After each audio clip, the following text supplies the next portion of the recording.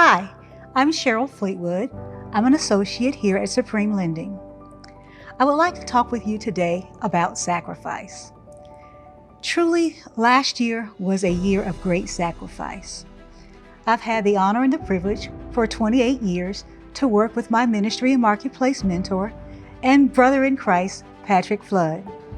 Over the years, we've had many conversations about what relationships are built upon and what it takes to sustain a viable relationship. One of those common denominators and values that's a part of every relationship is sacrifice. Over this past year, we really had to sacrifice in a lot of areas. By definition, a sacrifice is to give up something that you value in exchange for something that you want or to help someone else. Over this past year, we all had to sacrifice in many areas. When the pandemic came, there was disruption and disturbance to our everyday lives. All of a sudden, the things that we took for granted and the things that we could do every day, we found we could no longer do. We couldn't go to the movies, we couldn't hang out with our friends, we couldn't eat in restaurants, and we couldn't even go to church. Things that we really hadn't considered being taken away, all of a sudden, we found ourselves isolated, wearing masks, being concerned, basically afraid of the pandemic and the consequences of the pandemic. We thought for a moment that perhaps the mortgage industry and our daily lives would be changed, perhaps something to look much like we experienced back in 2008. But unexpectedly and surprisingly, we experienced the very opposite effect. Here at Supreme and the mortgage industry as a whole, our business and our volume grew exponentially.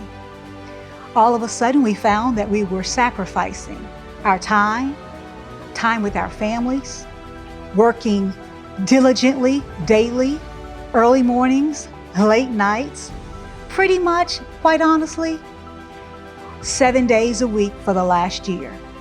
Not just me, but the balance of the operations associates here at Supreme. But we did what the best do. When there's a clearly defined vision and the mission is something that you believe in, making the decision to sacrifice is what comes naturally. It's what we do, not necessarily just because what we want to do, but we see it as what we get to do. We have the opportunity to really exemplify our vision and our mission, that we could sacrifice ourselves and our time to serve our colleagues, our constituents, and those in our community by helping them realize the dream of home ownership. No, it wasn't always easy, and oftentimes it was such a blessing of volume that it really felt like a burden. But being that we had this opportunity to serve and to serve sacrificially, that's exactly what we, the associates of Supreme Lending, did. When I think about it, would I want to repeat this past year? Probably not. But when I think about the opportunity that all of a sudden that we were considered essential, that we had the opportunity to help those who in some way needed our services more than they ever did.